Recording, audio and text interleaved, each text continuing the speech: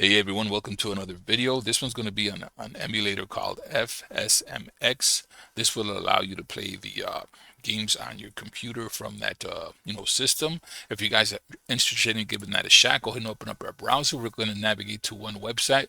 So go to this site right here. It will be in the description.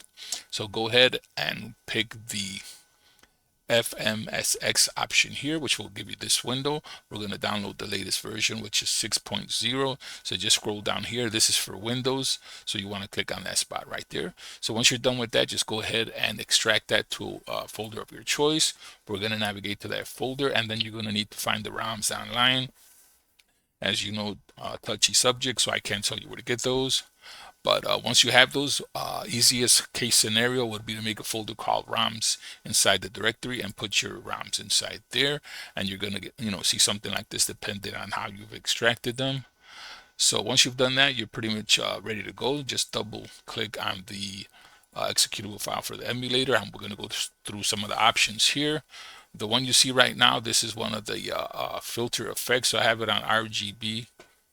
And then you got your scan lines you can choose from here. So what I'm going to do is just load a screen here real quick so you guys can see what that's going to look like when you run the emulator. And someone outside has decided to start fireworks really early, so you may hear some sound in the background. So I went ahead and launched this one. So I'm going to change the video effects here so you can see them, what they will look like on the screen. So if you go to video, just pick them all one by one. So that's nearest neighbor, linear scaling, EPX.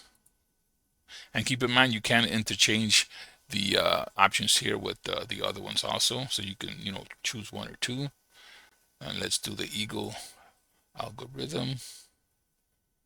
And that's what that looks like. You see it running in the background.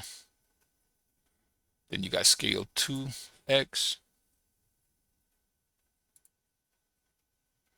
And you have 2x as a, and that's what that would look like.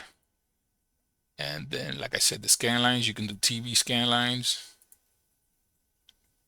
You can do LCD scan lines, or you can do the LCD raster. And that's what that'll look like. And you have the options here for the color. That's monochrome. That one there.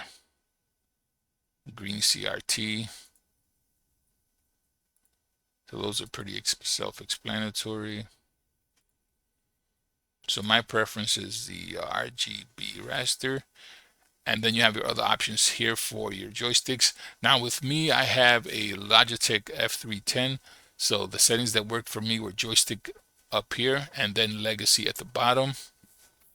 If you pick any type of scenario and it doesn't work, go ahead and then choose those and just configure the joystick from here. I was lucky enough to have it, start working like that. You got your audio options up here. You can go as high as 44 Hertz. And then with this, you want to play and set it to the lowest number that you can without hearing any, snapping sounds or crackling in the background for the sounds. So set it to the lowest number that you can where, the audio comes out clearly. We did the video. Now you can choose to draw all frames. This is the best case scenario because it's going to draw all of them and it's not going to skip anything.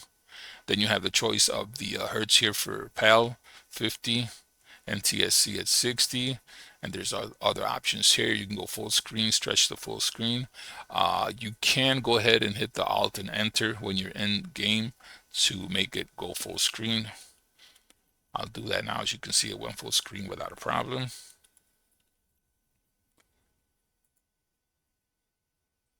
And then you can do the force 4:3. If you pick this, it's going to stretch the screen. So we'll pick that and I'll show you what that looks like right there. So that's the screen stretched with the 4:3 option.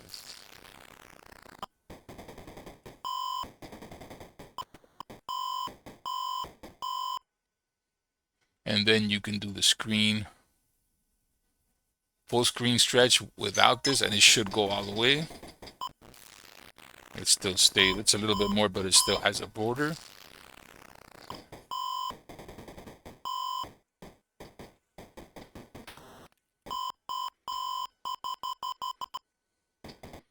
And and we'll just go ahead and launch something right here so I can show you how this looks.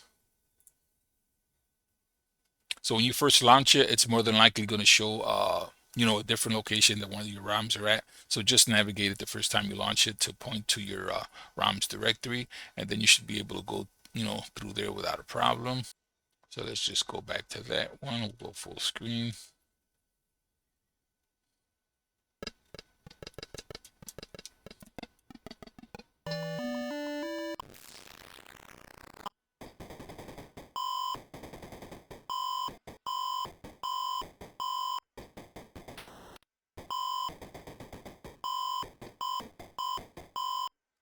So as you can see, the emulator works fairly well.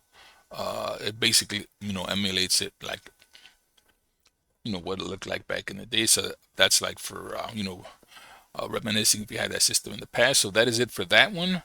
If you make use of the video, go ahead and give me a thumbs up. If you haven't subscribed, please do so. And we will catch you guys soon on the next video. Have a great day.